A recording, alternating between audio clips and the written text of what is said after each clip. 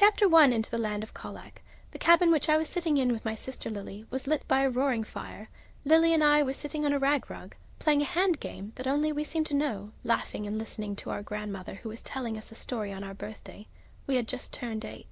Lily and I were twins, but looked nothing alike, but grandmother said people were like desserts, each with their own unique spices. If we were all the same, the world would be nothing but pound cakes, she'd laugh to herself.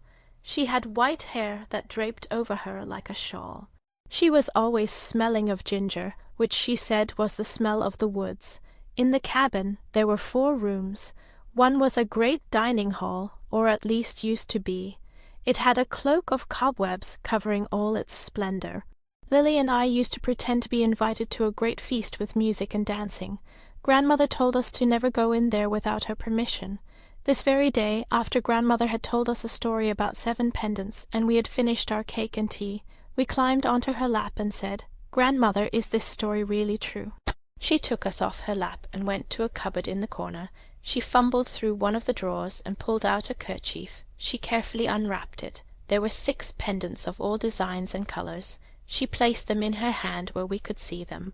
If you looked very closely, you could see a different design on each one. They somehow looked familiar. Grandmother asked, "Do you remember what they are?" I took my fingers over the blue and gold one, feeling the design. I whispered a word, "La Lou L'avenir."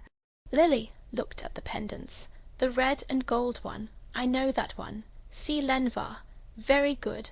Our grandmother said, as she placed the blue one around my neck and the red around Lily's. Then she took the green one and said, "Lily, do you know this one?" Lily looked at its symbol. "Yes, it's Colonna d'Ar." Then she took the purple pendant and said, "This is La Quitata. It's yours, Anna, and by the way, I almost forgot my name is Anna." Grandmother asked her question again. "Do you know what it means?" I said, "Yes, it means the land of Colac." Then the last 2 that were shown was one white, the other black. She gave Lily the white and me the black. Grandmother said something that stunned us. "Anna, Lily, listen to me. I've always loved you and always will.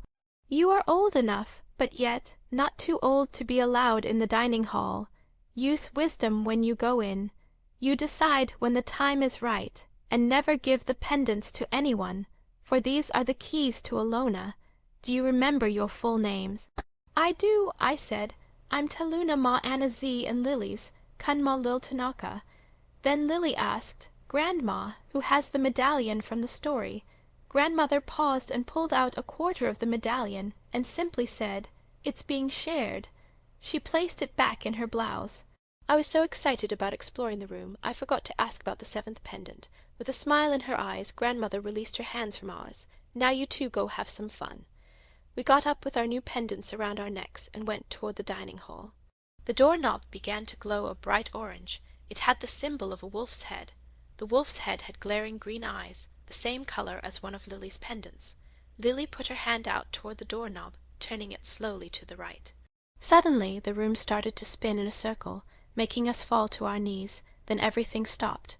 We looked at the doorway, and it was like looking into a painting. It was a forest, like Aria, but some of the trees looked like bean stalks. The bean pods were as big as potatoes. Then as we looked around, we noticed we were there and the doorway gone. On the other side, in the far distance, you could see 2 crystal mountains, one purple, one blue. You'd think we would have been scared, but we weren't. We felt right at home.